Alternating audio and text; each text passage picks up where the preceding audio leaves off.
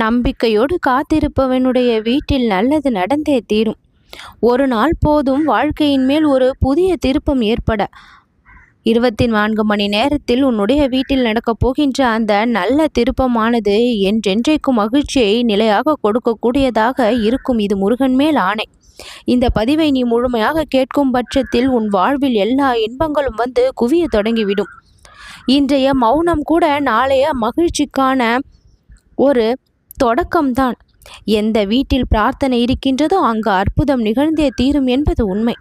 24 மணி நேரம் போதும் உன்னுடைய வீட்டை நான் முழுவதுமாக மாற்ற.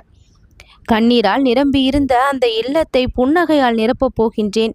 அமைதியற்று இருந்த அந்த இல்லத்தில் அமைதியை கொடுத்து ஒற்றுமையோடு வாழ செய்ய போகின்றேன். புரிதல் இல்லாத இடத்தில் புரிதலை கொடுத்து பரஸ்பர அன்போடு வாழ கற்றுக் கொடுக்க போகின்றேன். சோதனைகள் சூழ்ந்த அந்த இல்லத்தை இப்பொழுது சாதனை நிறைந்த இல்லமாக மாற்றப் போகின்றேன். வறுமையின் பிடிக்குள் இருந்த அந்த இல்லத்தை இப்பொழுது செல்வ செழிப்போடு வாழ வைக்கப் போகின்றேன். கண்ணீரால் உன்னுடைய இல்லம் நனையும் பொழுது கடவுள் அந்த இல்லத்திற்கு ஆசிர்வாதத்தை கொடுத்து ஒவ்வொருவரையும் புனிதப்படுத்துகின்றான் என்பதை நீ தெரிந்து கொள்ள வேண்டும். இந்த முருகன் உன்னை மட்டுமா கவனிக்கின்றேன், உன்னுடைய இல்லத்தையும் சேர்த்துதான் கவனிக்கின்றேன். உன்னுடைய உள்ளத்தை இல்லத்தை இரண்டையுமே கவனித்து கொண்டிருக்கின்றேன் நொடி தவறாமல். நானே கதி என்று என்னை தேடி வந்தவரை வாழ்நாள் முழுக்க கவனிப்பவன் நான். இன்றைய சூழ்நிலைகள் உனக்கு எவ்வளவு மோசமாக இருந்தாலும் ஒவ்வொரு விடியலும் இனிமேல் சிறப்பானதாக இருக்கும் என்று ஆணையிடுகின்றேன். உன்னுடைய வீட்டிற்குள் நல்ல எண்ணம் வந்தாலே நல்லவை வர தொடங்கிவிடும். ஒவ்வொருவருடைய உள்ளத்திலும் நல்ல எண்ணங்கள் தோன்றினாலே ஒவ்வொருவருடைய வாழ்க்கையும் நல்லதாக மாறிவிடும். இப்பொழுது ஏற்படக்கூடிய அந்த அமைதி எதிர்கால செயல்களுக்கான அறிகுறி என்பதை தெரிந்து கொள்.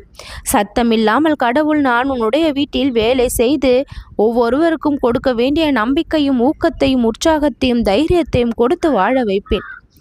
வீட்டை ஆசிர்வதிக்க கடவுள் ஒரு சிறிய கால தாமதம் இத்தனை நாள் செய்து விட்டேன்.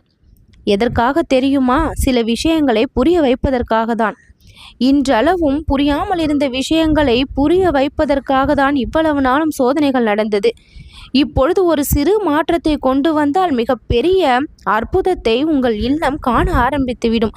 அதற்கான நேரம் இப்பொழுது சரியாக வந்திருப்பதால் தான் அந்த வாழ்க்கையை மாற்ற வேண்டிய நேரத்தை இப்பொழுது உனக்கு நான் தெரியப்படுத்தினேன்.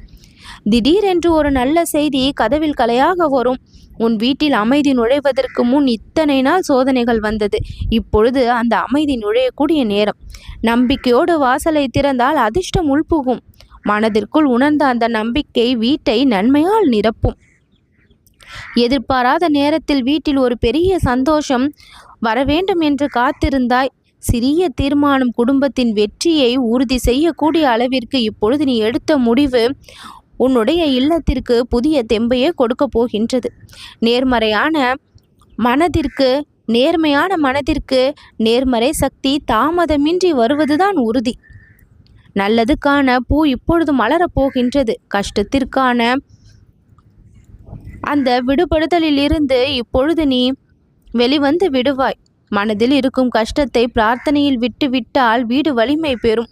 உன் வீட்டில் நடந்த சின்ன சின்ன நல்லதையும் பெரிதாக பார். அதுதான் பலத்தை பெருக்கி கொடுக்கும். கடவுள் எந்த ஒரு வீட்டையும் வெறுப்பது இல்லை, நேரத்தை தான் தேர்ந்தெடுக்கின்றார். அப்படி உனக்கான நேரத்தை நான் இப்பொழுது தேர்ந்தெடுத்து ஒளியை கொடுக்க வந்து விட்டேன். உன் வீட்டில் நல்லது நடக்கும்.